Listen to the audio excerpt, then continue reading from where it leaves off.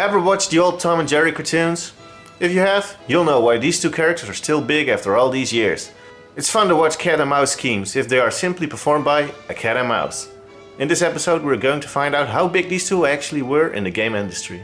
We've picked some games, not all of them, and see if they're fun to play. We start with the Frantic Antics game, based on the movie that came out in 1992. We found a Game Boy version and a Sega Mega Drive one, Genesis if you're American. They follow the same concept, stage by stage platforming. They're pretty hard to play, mainly because of the limited screen. Enemies will just pop on screen and run immediately into you. One enemy on the Sega is a walking grandma, and she will explode on impact. Tom collects the fish and Jerry eats cheese. Sounds logical. Items can be found and used as a weapon that can be thrown. Yeah, they're not great quality games, but they're fun nonetheless.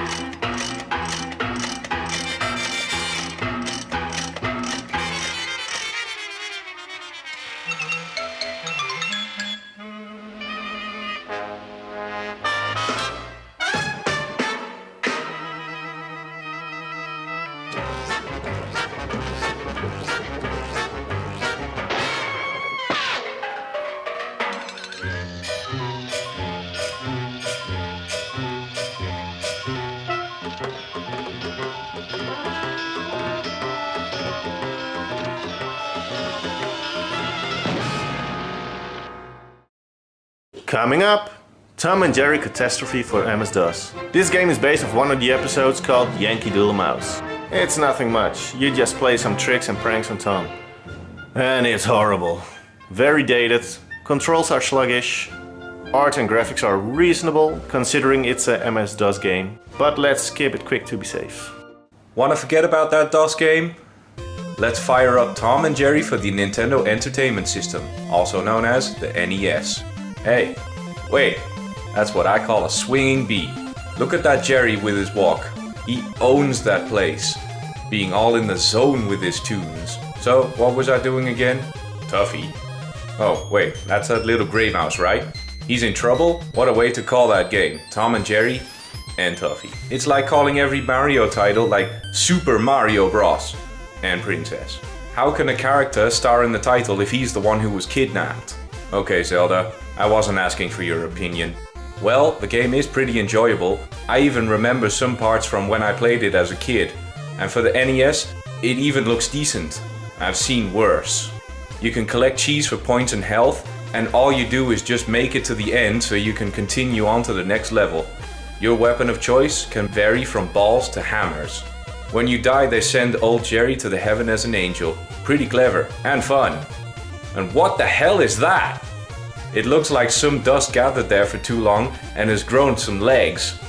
Well, at least this game is playable. It's a lot better than the previous named games.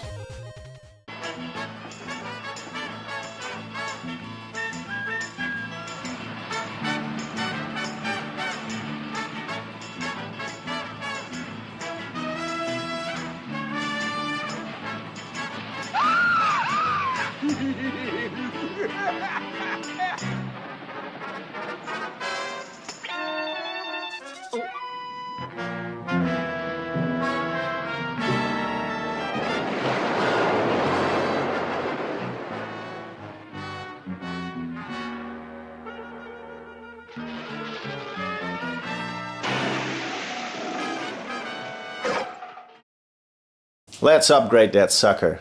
Next up, Tom and Jerry for the Super Nintendo.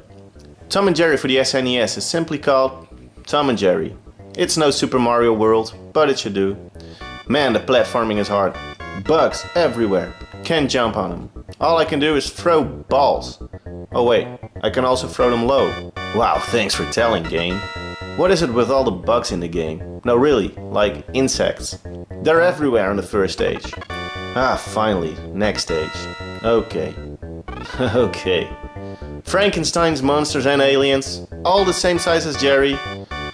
Oh, now I can jump on them. Wow, this game. This game. Don't play this game. Cheap devs, awkward platforming. Sorry I called it an upgrade, when it's definitely a downgrade from the NES version. How could high-tech expression ruin it? I mean, what the hell? Oh, by the way, high-tech expressions made all the game that just came up. Now licensed by Warner Brothers, we have come to Tom and Jerry Fists of Fury for the Nintendo 64. Fist of Fury? That sounds just wrong. It's a fighting game. If the cartoons weren't violent enough, a game came out to encouraging fighting at home. You can choose from some cast members of the show and beat up the other contenders. It's a game for a younger audience because all you do is jump, throw, and smash. Because that's what you want. Children copying violence from games and bringing it to school or playgrounds. And when the health is all the way down or time runs out, it's a victory for the winner. We've played around against each other, and after one match, we'd seen enough. Time to go to the last game.